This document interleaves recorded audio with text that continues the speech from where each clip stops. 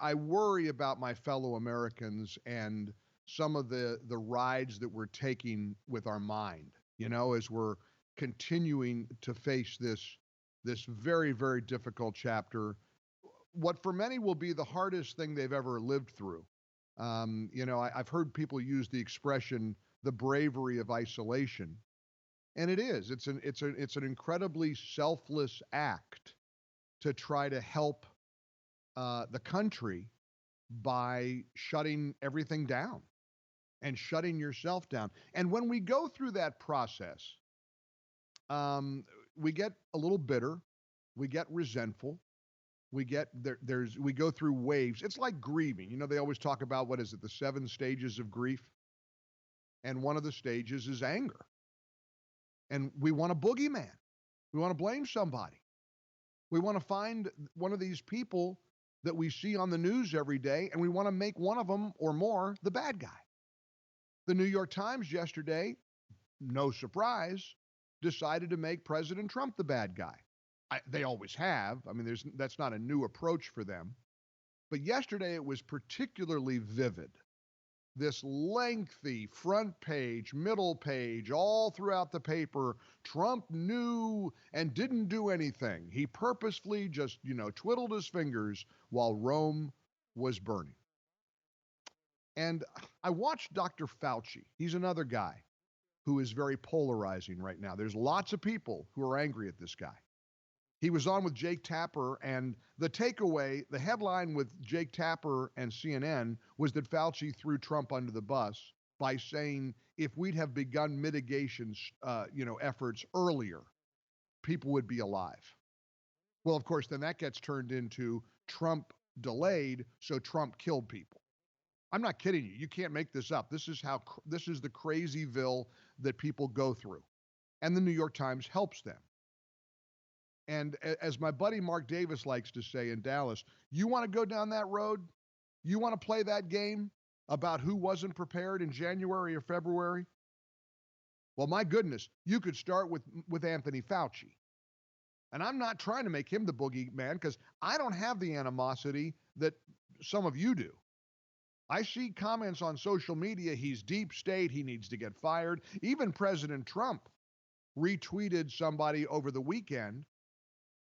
He took a congressional candidate named Deanna Lorraine, and her tweet said, Fauci is now saying that had Trump listened to the medical experts earlier, he could have saved more lives. Fauci was telling people on February 29th that there was nothing to worry about, and it posed no threat to the U.S. public at large. Time to #fire Fauci. Well, President Trump himself retweeted that. And he wrote a comment, sorry, fake news, it's all on tape. I banned China long before people spoke up. Now, making Fauci the bad guy because he's saying if we'd have all stayed home in January, I didn't even take that as an attack on Donald Trump. And you know why? Because Fauci did say on February 29th that there was nothing really to worry about for Americans. He just did say over the weekend to Jesse Waters that we were given wrong information. I want you to listen. It's a very important conversation that he had with Jesse Waters over the weekend on Fox News. Jesse came right out of the gate, cut one, asking Dr. Fauci, when exactly did you realize, since everybody's accusing Trump of having known there was a problem, and the accusation is he failed to act in January, February, right? Those are the weeks in question, January, February. When did you, head of the NIH, one of the leading infectious disease specialists in the world, you led the country through the AIDS epidemic, you have been revered from both sides of the aisle. Well, when did you know there was an issue? That's what Jesse said right out of the gate, cut one from Fox News.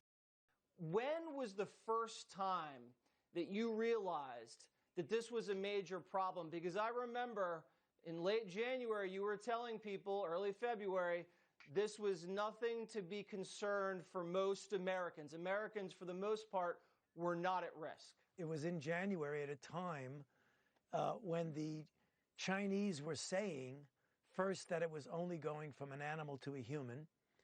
And then when there were human cases that looked like they were transmitted, that it was very inefficiently transmitted. It was at that time in, I believe, mid-January that we made the statement that if in fact that's true, that this is mostly animal to human, and we're not in China and it's very inefficiently spread, that in fact it may not be something that is of a major threat outside of China. So he's admitting that the information we got from China was a distorted view of what happened. Let me ask you this. If Fauci doesn't know, how's Trump going to know?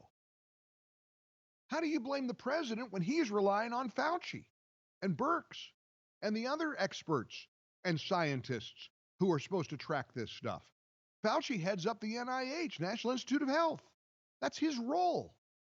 And he's admitting to Jesse Waters, well, I didn't know. I'm saying in January and February, we thought this thing was only transmitted animal to human. We just didn't think it was even human to human. Here's what he said about cut number 3. Here's Dr. Fauci with a very important interview that he gave to Jesse Waters of Fox News over the weekend. Cut 3 from Grabian. You know, I don't know where the missteps went.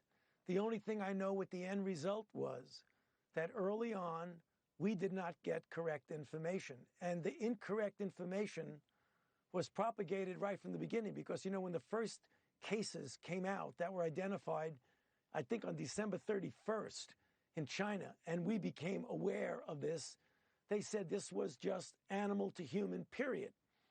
Now we know retrospectively that there was ongoing transmission from human to human in China, probably at least a few weeks before then.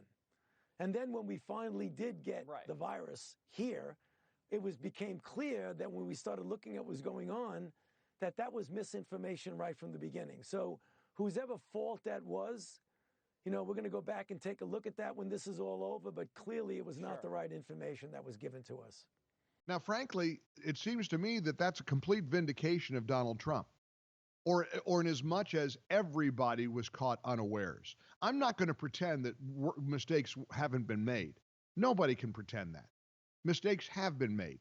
We were surprised. We were caught flat-footed. This did take time to ramp things up. Testing did take longer and is taking longer than it should. There are definite challenges behind what's going on. But you want to start playing this game of blaming Trump for all of this?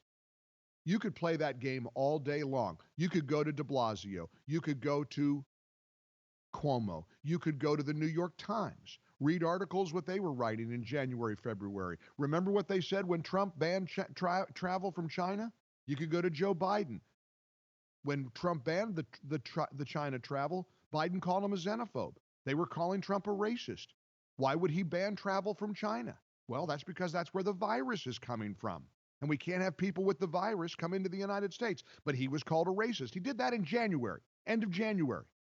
Fauci's saying we really don't have anything to worry about. We got to stop this demonization of people. More importantly, we got to stop the vilification of fellow Americans. We're on the same team here. Trump, Fauci, Birx, the governors, Cuomo, Newsom, all of them. We're on the same team. We are Americans. You want to blame anybody, blame the Chinese. Blame the government of China. Blame the people who didn't tell us the truth about what was happening for a variety of reasons. One of which is now being speculated was to hoard PPE.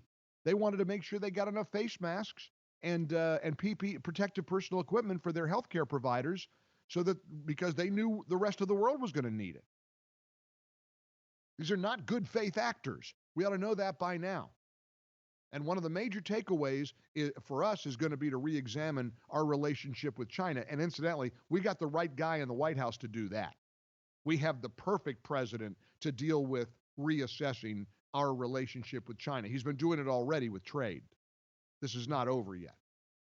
But for the New York Times, and in fairness to the New York Times, the other day, it was de Blasio's turn in the barrel. They went after de Blasio, talking about his many failures. I think it was the New York Times, maybe it was New York Magazine. But there has been New York media that has taken Bill de Blasio to task, the mayor of New York as well, because he's telling people in March, go out to the movies, go on out, everything's okay. We're New Yorkers, we're tough. So stop with the blame game, and that includes Dr. Fauci. I understand Fauci has worked for administrations of both political parties. He is regarded as a brilliant, brilliant guy who knows this stuff. And you could hear him with Jesse Waters. He's owning it along with everybody else. He was caught flat-footed. He was deceived by China, and he did not make decisions based on the information he was provided. That is across the board, and that's not our fault.